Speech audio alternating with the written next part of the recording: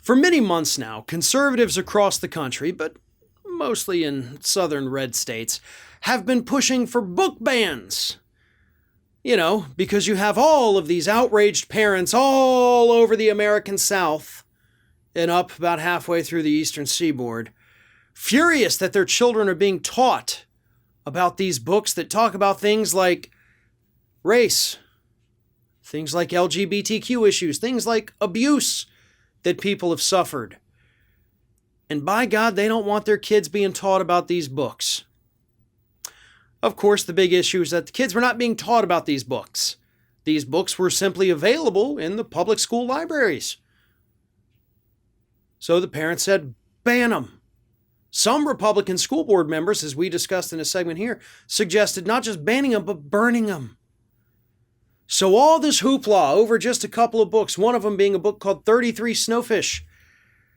And do you know what's happened since Republicans started freaking out about these books and bringing national attention to them?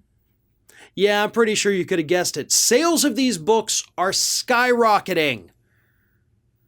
And the funniest part is, prior to all of this backlash, few people even knew that these books existed. Some of them weren't even being printed anymore because they just weren't selling very well. You couldn't even go to a bookstore and find them. You'd have to go download an ebook, which for the record is what most of these libraries actually had. They didn't have physical copies of them. They had digital ebook copies of them. But now sales are going through the roof. These authors who put these books out are finding newfound success because conservatives are so incredibly, incompetently horrible at what they do. So in their attempt to ban these books, teaching children about, different lifestyles, different upbringings, different struggles that people have faced, trying to prevent their kids from being exposed to that, they have now inadvertently caused more people to be exposed to that. And of course, brought a hell of a lot of publicity to the authors of these books. And that's a good thing. Because what these conservative morons did was accidentally, at least for the time being, make reading seem cool again.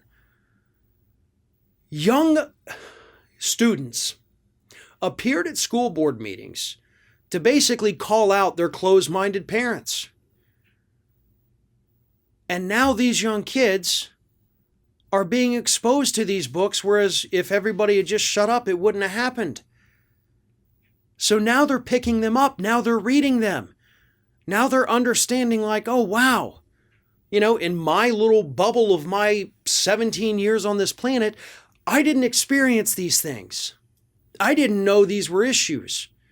I didn't know problems existed here and there and other places. And now I do.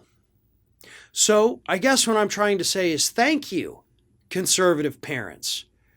Because in your quest to ban these experiences for your children, you have exposed countless more Americans to suffering via these stories that they never would have known existed, to different experiences that they never would have read about.